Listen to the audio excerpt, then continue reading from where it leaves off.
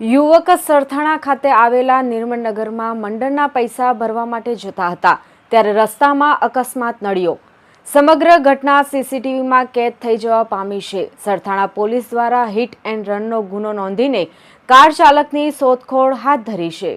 નિર્મળનગરમાં મંડળના પૈસા ભરવા માટે નીકળ્યા હતા। મળતી માહિતી મુજબ મૂળ અમરેલી જિલ્લાના સાવરકુંડલાના વતની અને હાલ સરથાણા યોગી ચોક ખાતે આવેલા યોગી ધારા સોસાયટીમાં 39 વર્ષીય રાજેશ બાવચંદભાઈ ઉકાણી પરિવાર સાથે રહેતા હતા અને હીરાના કારખાનામાં રત્ન કલાકાર તરીકે નોકરી કરી પત્ની, એક પુત્ર તેમજ એક પુત્રી સહિતના પરિવારનું ભરણ પોષણ કરતા હતા।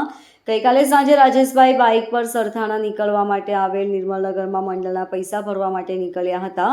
દરમિયાન સરથાણા ચકાતનાકા અતિથિ રેસ્ટોરન્ટની સામે બાઇક પર પસાર થઈ રહ્યા હતા।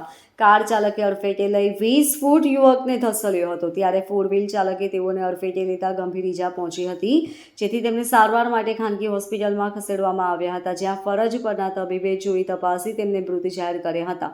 આ અકસ્માતની ઘટનાના સીસીટીવી સામે આવ્યા છે, જેમાં રાજેશ બાઇક પર અતિથિ રેસ્ટોરન્ટની સામેથી નીકળ્યા હતા। તે દરમિયાન કાર ચાલક તેને પહેલા અડફેટે લે છે, ત્યારબાદ 20 ફૂટ જેટલો તેને ધસેડે છે। આ દરમિયાન રાજેશ કાર નીચે આવી ગયો હોય છે અને તેને કચડીને કાર ચાલક ફરાર થઈ જાય છે। કાર ચાલકને જાણ હોવા છતાં પણ ભાગી ગયો હતો।